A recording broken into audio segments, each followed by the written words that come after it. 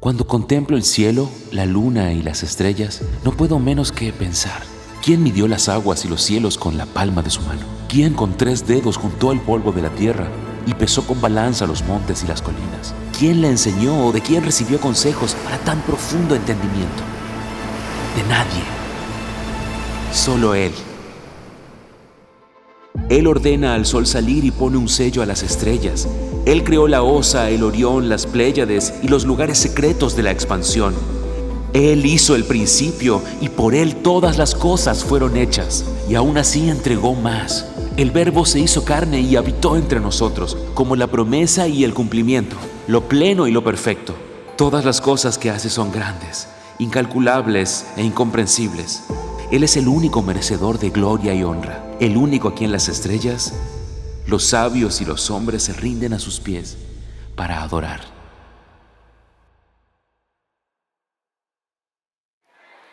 Hoy estamos concluyendo nuestra serie Contempla y Adora. Usted recuerda, hemos estado tomando estos 4 nombres o 4 características que se dan de Jesús en Isaías 9:6, que va a ser llamado admirable consejero, Dios fuerte, Padre eterno y príncipe de paz. Hoy vamos a ver esta función de Jesús, este nombre que es nuestro príncipe de paz, es decir, nuestro líder que nos trae paz, el que nos preside, el que nos dirige hacia la paz. Y como estamos con esta serie de los datos cosmológicos, quiero que pensemos en el argumento del ajuste fino. El argumento del ajuste fino es el argumento a través del cual los científicos dicen tiene que haber una mente diseñadora de todo lo que vemos. El universo no es casualidad, que haya vida en la Tierra no es casualidad, y así como si usted ve que un mecánico repara un motor y luego lo arranca, imaginemos un motor de 8 cilindros, usted no va a pensar, ¡ay, qué casualidad que arrancó! No, tenía ajuste preciso, milimétrico para que ese reloj funcione, ese motor funcione. Igual un reloj, igual una computadora. No vamos a decir, ¡ay, qué casualidad que está funcionando! Sabemos que tiene diseño. El argumento del ajuste fino es que nos dicen los científicos que hay alrededor de unos 200 parámetros. Imaginemos una de las consolas de sonido. Ahora ya tienen pocos botones, pero recuerdan aquellas consolas de sonido que tenían muchos botones. Imagínense una consola con 200 botones y que con uno solo de esos que variáramos en un 5%, se acaba el universo como lo conocemos. Ese es el argumento del ajuste fino. Yo quiero que veamos este documento que nos habla precisamente de lo extraordinario que es este argumento del ajuste fino. La misión Gaia es una sonda espacial que se ha encargado en registrar cada elemento de la galaxia, como un Google Maps, pero del espacio en 3D. Este es otro intento de la ciencia para conocer y responder a una pregunta inquietante y fascinante. ¿Cuán grande es el universo? La respuesta aún es homogénea. Más allá del universo observable, existe un espacio infinito, y medir lo infinito es simplemente imposible. También se conoce que el universo se sostiene por 4 fuerzas: la fuerza de gravedad, la fuerza electromagnética, la fuerza nuclear fuerte y la fuerza nuclear débil. Y de aquí surgen más preguntas, como ¿qué sostiene estas fuerzas? ¿Y cómo y para qué trabajan estas fuerzas en conjunto? Las respuestas se encuentran a la luz de la Tierra, el único planeta que aloja vida, y donde se hace aún más notorio que las fuerzas del universo se ajustan finamente para sostener la vida. Pero, ¿por qué se dice que es fino? Primero, porque el cosmos no solo funciona de forma precisa, estable y sorprendentemente favorable para la existencia. Segundo, en el campo científico existen varios estudios sobre los parámetros del ajuste fino, superando incluso 200 parámetros, donde si uno de estos parámetros falla, toda la materia sufriría a nivel cosmológico. Por ejemplo, si la fuerza de gravedad fuera apenas más fuerte, las estrellas colapsarían rápidamente. Si fuera más débil, nunca se encenderían.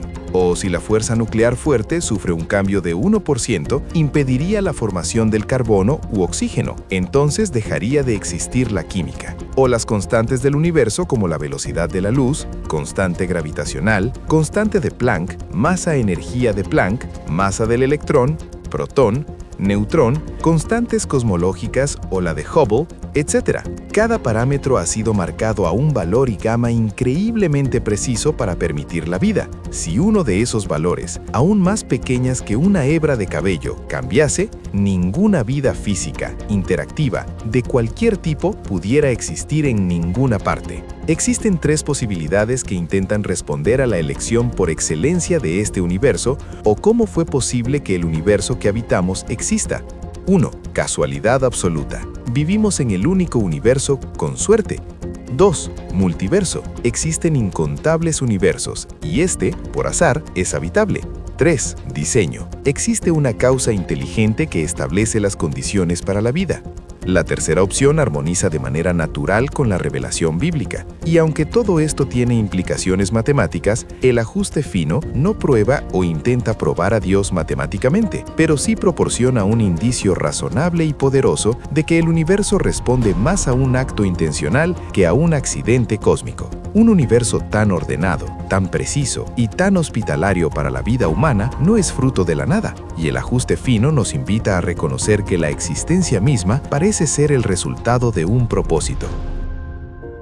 Porque así dice el Señor, que creó los cielos, el Dios que formó la tierra y la hizo, la estableció y no la hizo un lugar desolado, sino que la formó para ser habitada.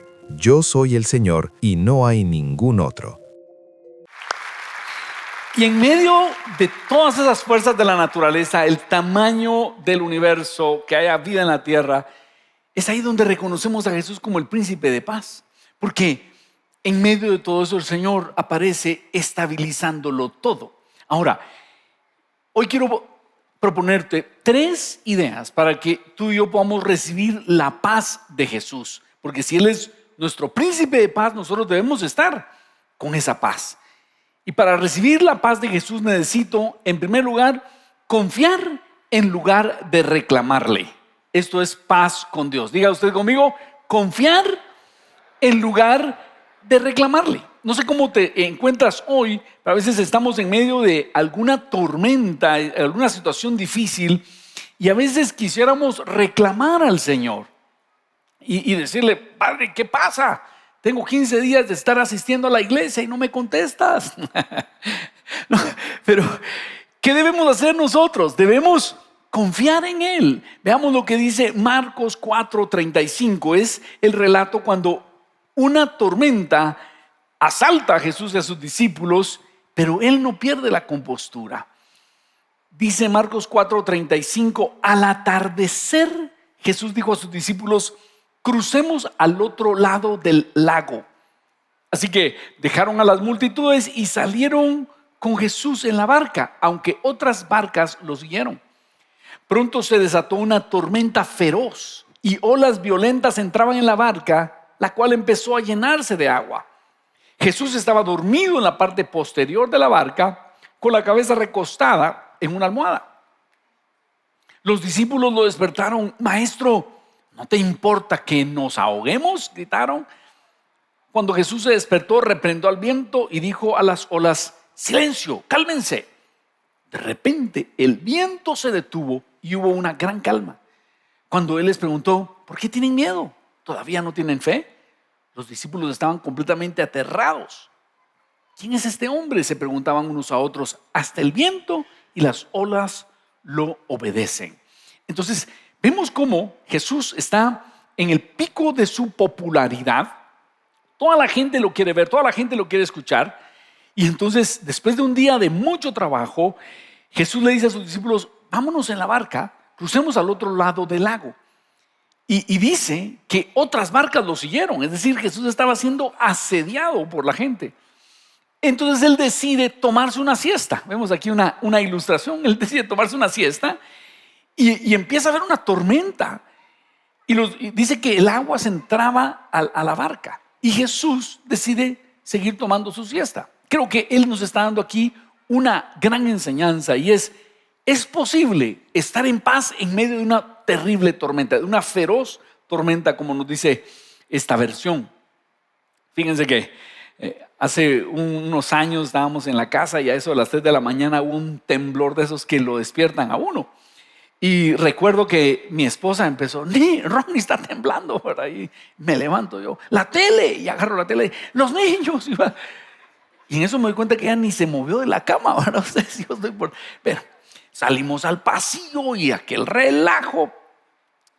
Pero una de nuestras hijas, Nino, la tercera, no salió. Y entonces, bueno, regresamos todos a acostarnos y a la mañana siguiente hablamos otra vez del temblor. Miren, qué fuerte fue el temblor. Sí. Y le preguntamos, Ninito, ¿y no sentiste?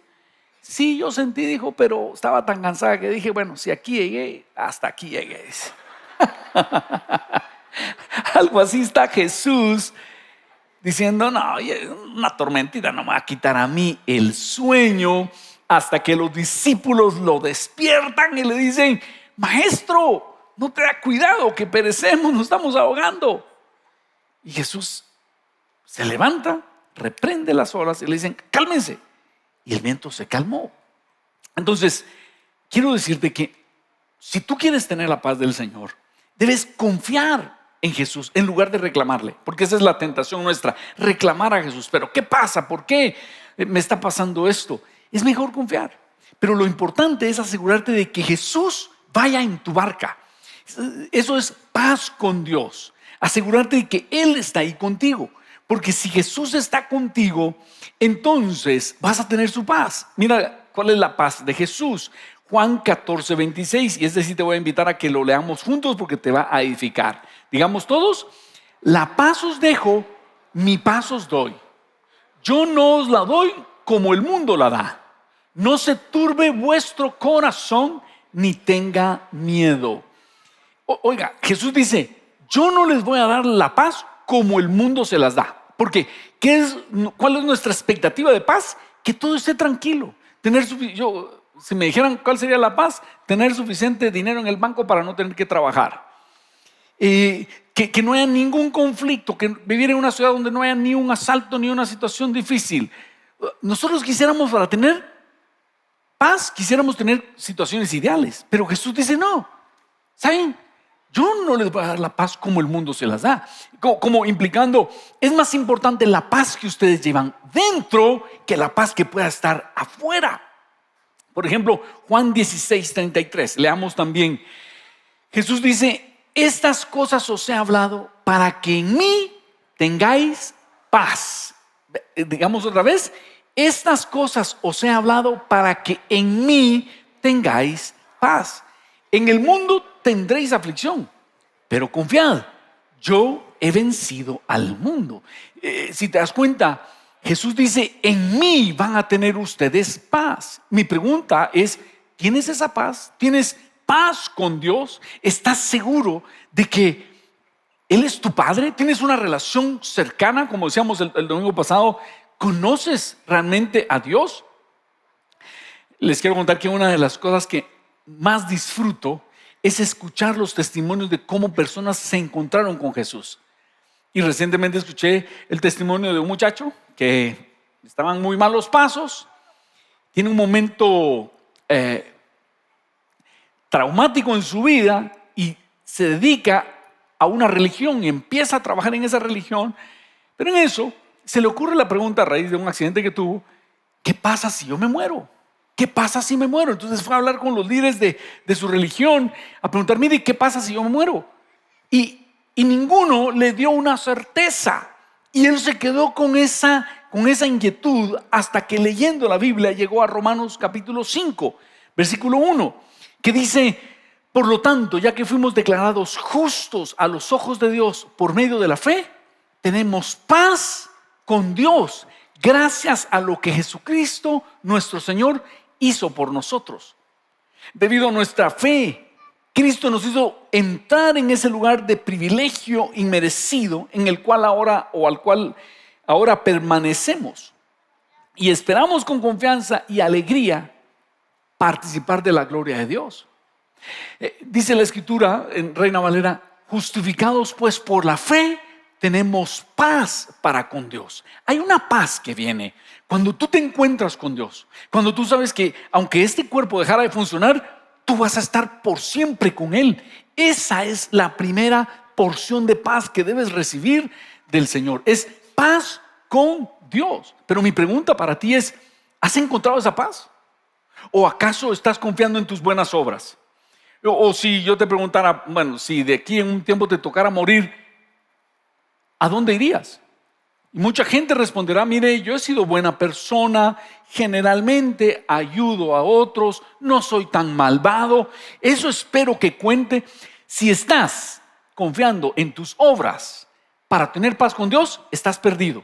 Porque por obras nadie puede tener paz con Dios. Solo es a través de la persona de Jesucristo. Y cuando esta persona que les cuento encuentra al Señor, encuentra paz. Y esa es la paz que yo quisiera que tú tengas. Primero, paz con Dios. Entonces vas a poder confiar en Él en lugar de reclamarle. Número 2, para recibir la paz de Jesús necesito orar en lugar de afanarme. Diga usted conmigo, necesito orar en lugar de afanarme. Esto es la paz de Dios. Lo primero es paz con Dios, estar seguro que eres hijo de Dios. Pero ahora tienes que aprender, en lugar de afanarte, a orar, porque entonces vas a recibir la paz de Dios.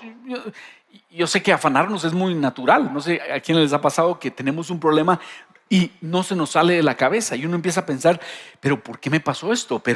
Y de repente te despiertas a medianoche y estás pensando en eso. ¿Cómo hice esto? ¿En qué momento? ¿Cómo lo puedo resolver? Y uno le está dando vueltas al problema y de todo modo no lo resuelve. Pero ¿cómo no salió un momento antes? ¿Cómo no dije no? Y estás afanado, estás pensando en eso constantemente. ¿Sabes qué dice la Biblia? Que deberíamos, en lugar de afanarnos, deberíamos orar. Es decir, el mismo tiempo que usamos afanándonos, emplémoslo orando. Miren lo que dice Filipenses 4:6. Leamos todos, por favor. Por nada estéis afanosos, sino sean conocidas vuestras peticiones delante de Dios en toda oración y ruego con acción de gracias. Y la paz de Dios, que sobrepasa todo entendimiento, guardará vuestros corazones y vuestros pensamientos en Cristo Jesús. La Biblia dice que si nosotros empleáramos el tiempo orando en lugar de estar afanados, entonces tendríamos la paz de Dios que sobrepasa todo entendimiento. ¿Sabes cuál es la paz de Dios que sobrepasa todo entendimiento? Cuando nos dice, pero yo no sé cómo estás tan tranquilo con todo lo que tenés. Ahora, parece irresponsabilidad. Yo he visto gente irresponsable, ¿verdad? Gente que no se ha dado cuenta que está en problemas. Como aquel himno antiguo que dice, este compa ya está muerto, nomás no le han avisado. O sea, hay gente que está metido en un gran problema y no se ha dado cuenta. Y eso es irresponsabilidad. Pero no es a eso a lo que nos referimos, sino a que cuando nosotros aprendemos a confiar en el Señor y a orar en lugar de afanarnos, entonces vamos a experimentar esa paz que sobrepasa todo entendimiento. Ahora, en este contexto, quiero decirte que en la Biblia yo encuentro por lo menos 4 tipos de tormentas. No son todos, seguramente hay más, pero pensemos por lo menos en 4 tipos de tormentas que cuando nosotros oramos, cuando estamos en medio de una tormenta y oramos, podemos llegar a entender qué nos está pasando. Por ejemplo, hay tormentas que vienen inesperadamente, como la del Salmo 107:23, que dice, los que descienden al mar en naves y hacen negocio en las muchas aguas, ellos han visto las obras de Jehová y sus maravillas en las profundidades. Porque habló e hizo levantar un viento tempestuoso que encrespa sus ondas. Entonces suben a los cielos, descienden a los abismos, sus almas se derriten con el mal. Tiemblan y titubean como ebrios, y toda su ciencia es inútil. Entonces claman a Jehová en su angustia, y los libra de sus aflicciones. Y cambia la tempestad en sosiego, y se apaciguan sus ondas. Y luego se alegran porque se apaciguaron, y así los guía al puerto que deseaban. Este salmo nos habla de unos marineros, de unos comerciantes que decidieron comprar un producto en un puerto e ir a venderlo a otro puerto. Imaginemos que era madera, o eran especias, o era arroz. Y Ellos dicen, hagamos este negocio, lo compramos acá, lo llevamos allá. Pero lo que ellos no tomaron en cuenta es que se podía venir una tormenta. Y dice, suben a los cielos, descienden a los abismos, sus almas se derriten con el mal, toda su ciencia, todo su conocimiento es inútil. Entonces claman a Jehová en su angustia. Hay tormentas que nos vienen y ni siquiera las estábamos esperando. Y Dios me enseñó una cosa hace muchos años con este pasaje. Un día yo estaba metido en un lío de un negocio y entonces me sentí así. Una semana antes había estado en los cielos y ahora estaba en los abismos. Y me puse a orar y a decirle, Señor, ayúdame. Y recuerdo cómo el Señor, a través del Salmo 107, 23, me dice, Ronnie, ¿por qué me pides ayuda cuando estás a media tormenta? ¿Por qué no me preguntas antes de embarcarte si debes iniciar ese negocio, esa situación? Yo le dije, sí, Señor, tienes razón, pero ayúdame ahorita, por favor. Pero te necesito. ¿Saben qué? El Señor hizo un milagro, calmó la tormenta y yo aprendí a orar antes de embarcarme, antes de empezar las situaciones. Por eso yo se lo hablo con mucha pasión. Antes de hacer algo importante en su vida, ore y reciba la confirmación del Señor. Pero algo que quiero hacer notar, la oración tiene un efecto impresionante. Cuando tú estás a media tormenta y como los marineros clamas a Jehová en tu angustia, Él hace algo. Número 2, hay una segunda clase de tormenta y es que hay tormentas que vienen por nuestra desobediencia. Es el caso de Jonás, que Dios le dijo, ve a predicar a Nínive, y él compró un boleto para irse a Tarsis, lo que hoy es España. Es decir, a un lado completamente distinto del que Dios le había mandado. Y sucedió que al nomás salir, se vino una tormenta. Los marineros echan suertes y la suerte le cae a Jonás. Y Jonás dice, ¿saben qué? Échenme al agua, yo soy el problema aquí. Ellos al principio se resisten, pero finalmente lo lanzan y se calma la tormenta. Hay tormentas que son consecuencia de nuestra desobediencia. Y cuando tú estás orando, le dices, Dios, ¿por qué estoy viviendo esto? Ahí el Espíritu Santo te va a hacer ver, ¿sabes qué? Estás teniendo este problema que yo quiero corregir. Puede ser que tengas una vida sexual desordenada, puede ser que estés haciendo negocios de corrupción, puede ser que tengas un rencor y no has querido perdonar, puede ser que tienes una boca profana y el Señor a sus hijos corrige. Entonces, aquellas cosas que están en nuestra mente o que nuestra mente se enfoca cuando estamos orando, son aquellas que debemos llevar delante del Señor. Con eso identificamos cuáles son los afanes que llevamos dentro. Y puede ser que estés orando y el Señor te recuerda, no has perdonado a fulano de tal. Puede ser que estás orando y el Señor te recuerda un problema, un pecado que tienes. Y tú eres el Jonás de esa tormenta. ¿Qué debemos hacer? Arrepentirnos y decir, Señor, voy a corregir mi conducta. Número 3, hay tormentas que vienen por decisiones de otros. Tal es el caso de Hechos 27-28. ¿Recuerdan ustedes en estos dos capítulos preciosos? Pablo está yendo a Roma. Él apeló a César en un juicio.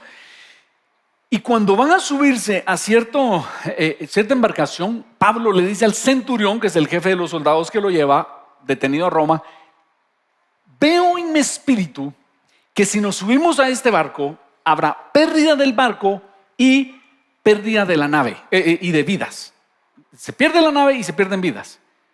El centurión escucha, Pablo está privado de sus derechos, va encadenado, consulta con el capitán de la nave, él dice, no se preocupe, estos vientos siempre se dan así, y deciden iniciar la travesía.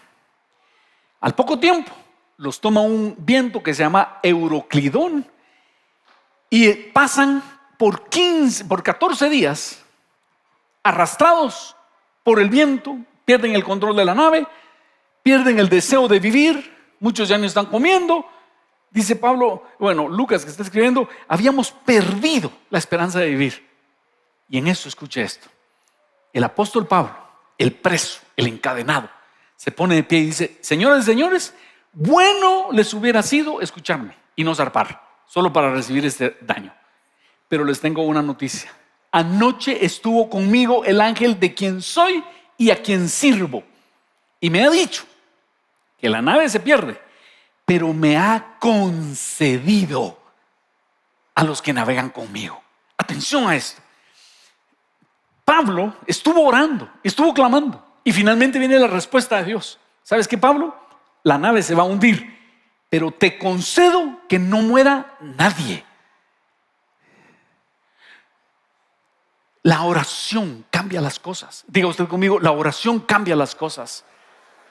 Cuando tú oras, ¿cómo oras? Oras con cierto falta de fe, diciendo, mire, Dios va a hacer lo que Él quiera, pues. Es que, mire, el año 26 va a ser así como Dios diga. ¿Para qué voy a estar orando? Si no le puedo torcer el brazo a Dios, dice gente, ¿verdad? ¿Para qué lo voy a hacer? Pero date cuenta cómo la oración cambia las cosas. Los cambió en el Salmo 107. Y ahora con Pablo empieza a cambiar la situación. ¿Por qué razón? Porque al principio Pablo había visto pérdida de la nave y pérdida de vidas. Pero ahora viene la notificación de parte de Dios y dice, solo la nave se pierde. Te he concedido a todos los que navegan contigo. Entonces Pablo ahora toma el control de la navegación, porque entonces empieza a decirle, señores, necesitamos comer, porque muchos ya no estaban comiendo, porque mañana nos toca nadar. Y en eso dice que los marineros se querían escapar en una de estas lanchitas salvavidas, y le dice Pablo al centurión, si estos escapan, no la logramos. Entonces el centurión corta los lazos de esas lanchitas y las deja perder. Ahora Pablo está a cargo de la embarcación. Y el otro día, como Dios le había mostrado, el barco encalla, y aquí está lo extraordinario. Dice, parten tablas y otros nadando, todos llegaron a la orilla. 276 personas. ¿Quiénes creen que la oración cambia las cosas? Cuando Dios te muestre algo, oremos en serio para que Dios cambie las cosas. Demos un aplauso al Señor. Claro que sí. Y aprovecho esta pausa para invitarte a que hagamos el ayuno. A partir del 5 de enero vamos a estar en un ayuno, 3 semanas de ayuno. Pues puedes hacer ayuno de Daniel o puedes hacer algún otro ayuno que desees, pero lo importante es que tú digas, voy a iniciar este año 2026 buscando de Dios, clamando al Señor.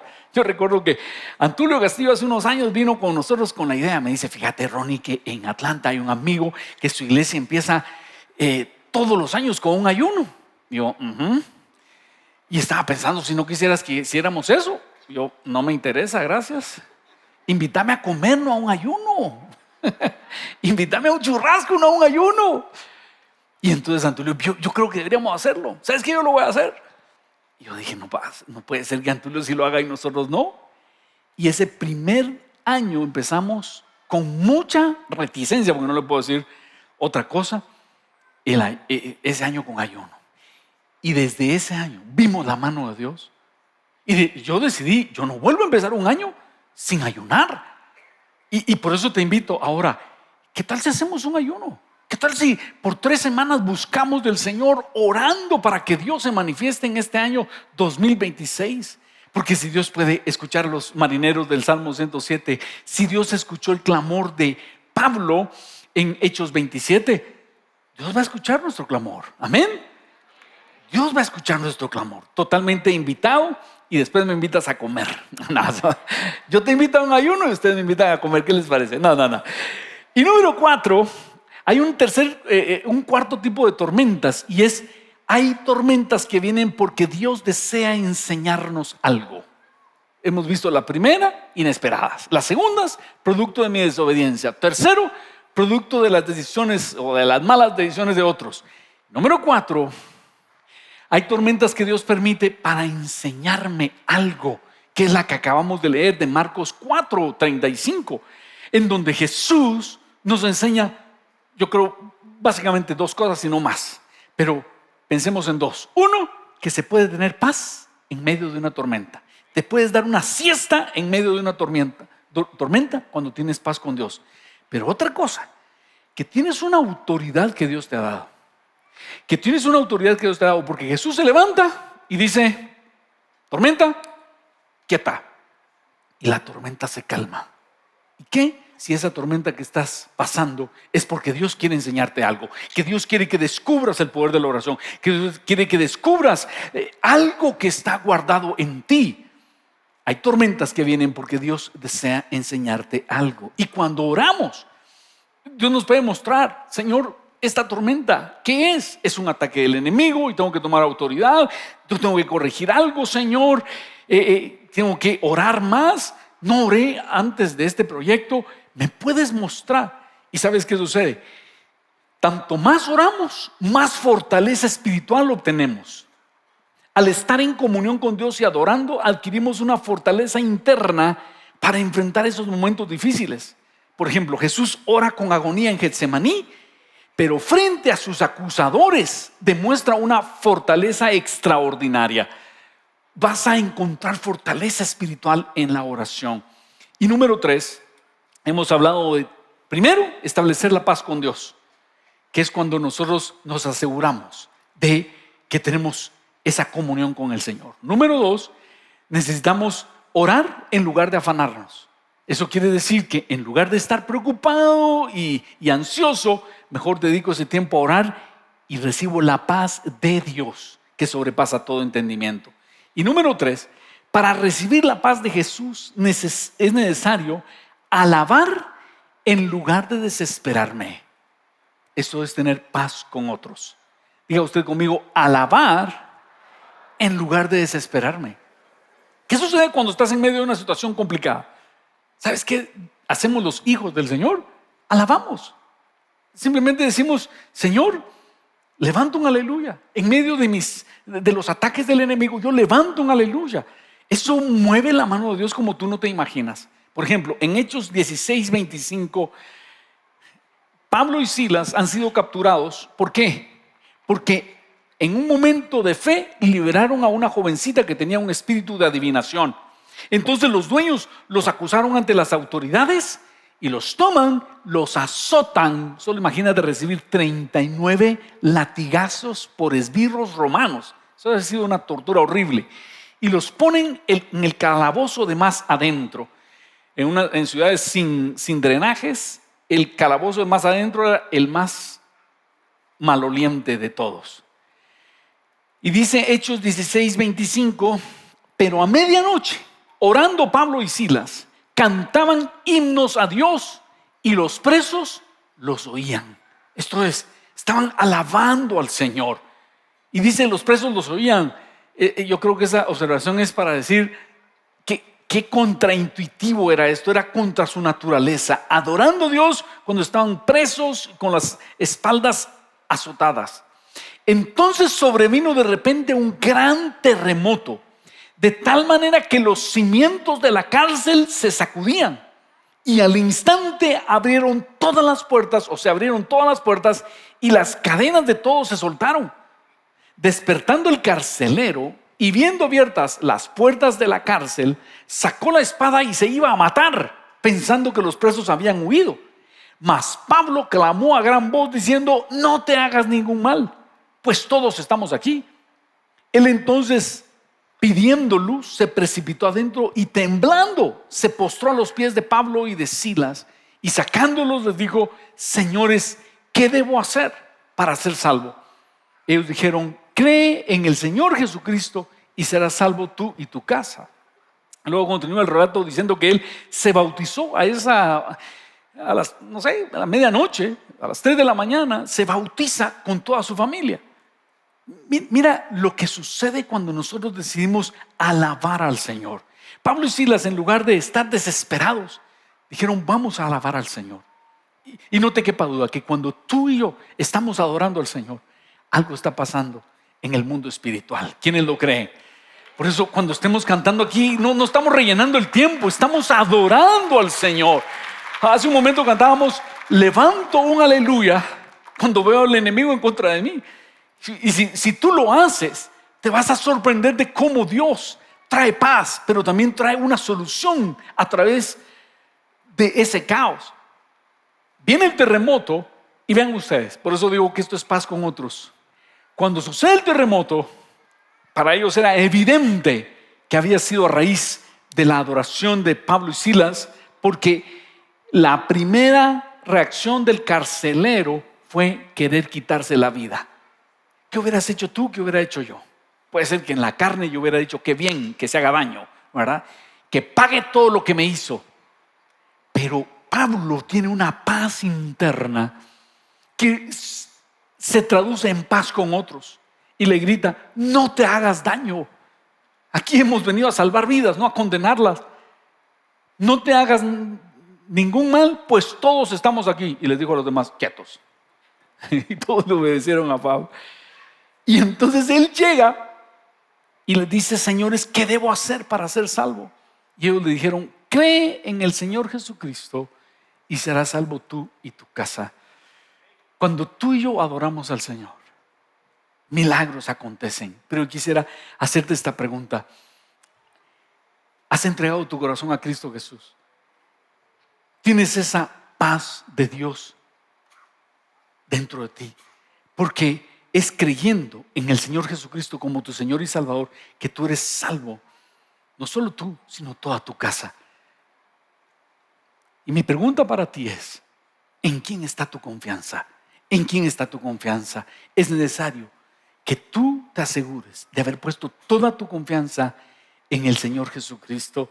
De este muchacho que les cuento que estaba ansioso pensando qué va a pasar cuando me muero, si me muera, cuando me muera o si me muero. Dice que cuando se encontró con Jesús, le entró una paz interna. Y eso es lo que le dicen los apóstoles a este centurión: cree en el Señor Jesucristo y serás salvo tú y tu casa. Debo alabar en lugar de desesperarme. Yo no sé qué tormenta has traído en esta oportunidad o qué tormenta estás avecinando para el año 2026. Pero lo que sí sé es que el Señor está con nosotros. Y cuando nosotros confiamos en lugar de reclamarle, cuando nosotros oramos en lugar de afanarnos, cuando nosotros alabamos en lugar de desesperarnos, entonces recibimos esa paz que el Señor tiene para nosotros. ¿Qué tal si nos ponemos de pie? Yo quiero invitarte a que tú y yo podamos hoy decirle: Señor, yo necesito esa paz.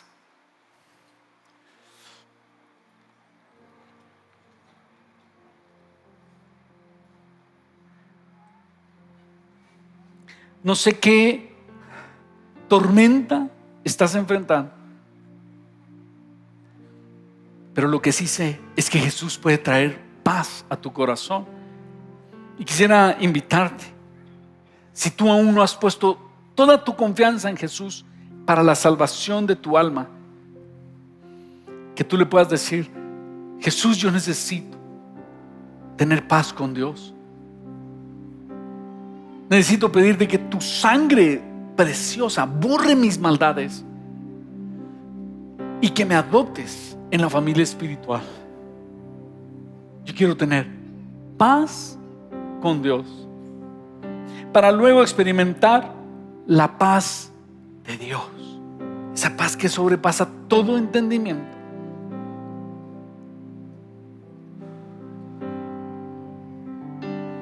Vamos a cantar Levanto un aleluya. Y tú le vas a decir: Señor, quiero confiar en ti. Quiero orar más que afanarme. Quiero confiar en ti más que reclamarte. Si estás pasando por un momento difícil, ¿qué tal si aprovechamos para levantar las manos y decir: levanto un aleluya? Imitamos a Pablo y a Silas cantando y alabando en medio de la tormenta. Levanto un aleluya, levanto un aleluya, levanto un aleluya, levanto un aleluya, levanto un aleluya, levanto un aleluya, levanto un aleluya, levanto un aleluya.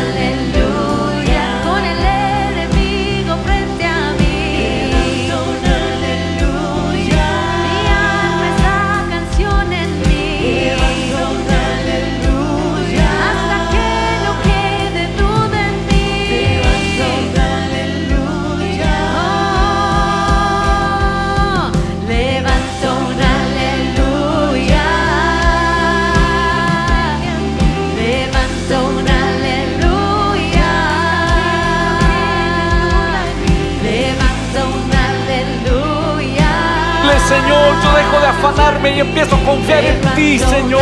aleluya. Y yo cantaré en la tempestad, fuerte y más fuerte, mi alabanza se oirá. De las cenizas la fe surgirá, la muerte es vencida, el Rey vivo está.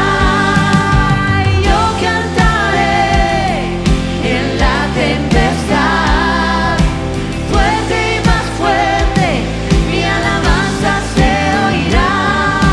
Y de las cenizas la fe surgirá, la muerte es vencida, el Rey vivo está.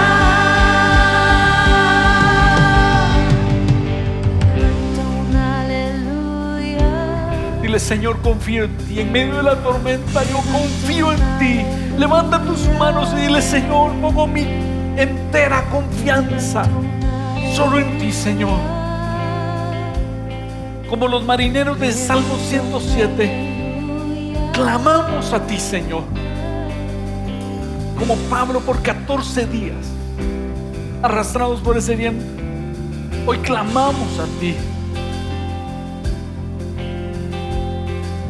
Si te sientes como Jonás, dile, Señor, perdóname.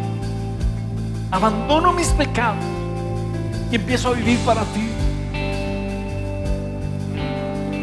Y si aún no has entregado tu corazón a Cristo, ¿qué estás esperando?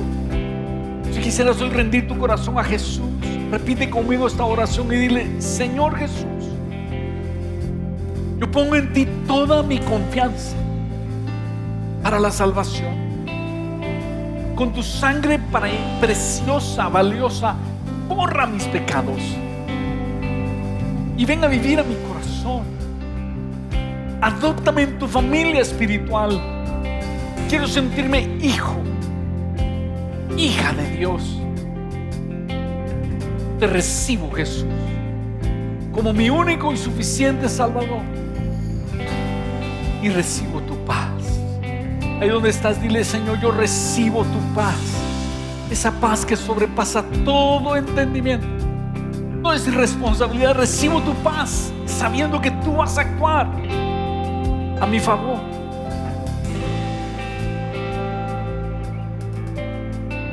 Una vez más vamos a cantar. Y levanta tu voz diciendo, levanta un aleluya, un clamor. Ven, Señor, y sálvanos. Frente a mí, Levanto un aleluya. hasta que no quede duda en mí. Levanto un aleluya. Y alba esa canción en mí. Levanto un aleluya. El cielo peleará por mí. Un aleluya. Levanto un aleluya. Levanto un aleluya. Levanto un aleluya. En ese mismo ambiente de adoración, quiero invitar a aquellas personas que ya han sido bautizadas como adultos, como lo manda el Nuevo Testamento, a que tomemos la copa y el pan. Y vamos a decirle, Jesús, muchas gracias, porque la misión que un día viniste a cumplir me alcanzó. Y por tu sangre preciosa y por tu cuerpo que fue molido por mis pecados, ahora yo puedo tener esperanza. Ahora puedo ser adoptado en la familia espiritual. Ahora puedo orar con confianza, sabiendo que mi Padre me escucha. Y hoy, como un acto de acción de gracias, tomamos el pan y la copa, adorándote, Jesús, reconociendo tu señorío sobre nosotros, reconociendo que eres nuestro príncipe de paz. Tomamos el pan y la copa en el nombre del Padre, del Hijo y del Espíritu Santo. Amén. Podemos tomar el pan y la copa.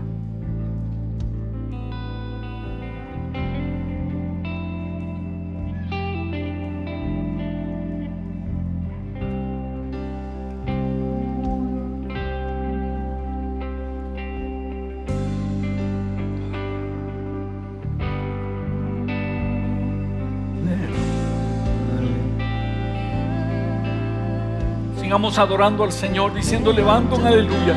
Aquel que ha venido enfermo, en el nombre de Jesús, recibe la sanidad del Señor.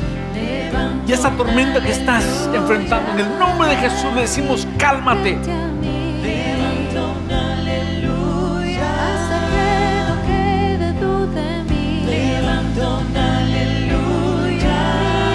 Esa canción en mí.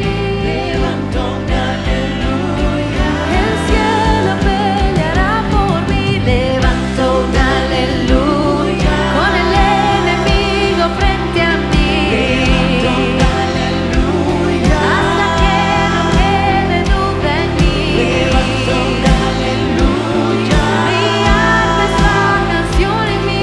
Levanto un aleluya. El cielo peleará por mí.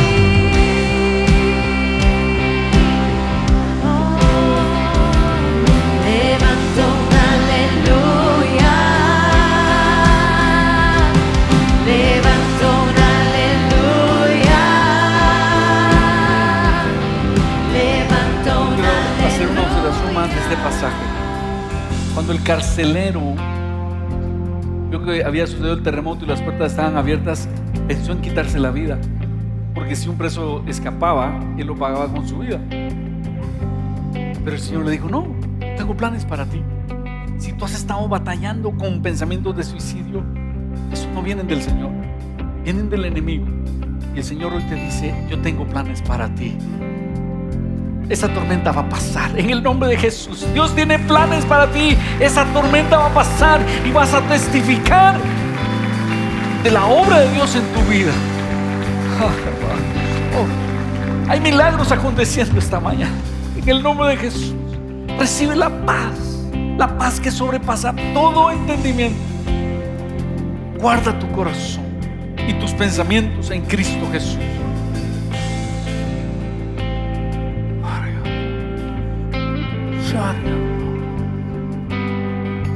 Gracias, Jesús. Recibimos tu paz. Recibimos tu paz, Señor. Y en ese mismo contexto de adoración, quiero invitarte a que traigamos nuestras ofrendas delante del Señor. Dice 2 Corintios 9:6: pero esto digo, el que siembra escasamente, también segará escasamente. Y el que siembra generosamente, generosamente también segará. Cada uno dé como propuso en su corazón, no con tristeza ni por necesidad, porque Dios ama al dador alegre. Y esto es lo que hablo sobre tu vida. Y poderoso es Dios para hacer que abunde en vosotros toda gracia, a fin de que teniendo siempre en todas las cosas todo lo suficiente, abundéis para toda buena obra. Señor, bendecimos a tu pueblo y las ofrendas que traemos hoy las bendecimos para que sean verdaderas semillas que se multipliquen y vengamos a abundancia, y que siempre tengamos en todas las cosas todo lo suficiente para que podamos abundar en toda buena obra. Ofrendamos para ti, Señor. Adoramos al dar. Amén. Puedes ofrendar en los buzones o en los números que aparecen en pantalla y sigamos adorando al Señor. No soltemos ese clima de adoración diciendo: levanto un aleluya.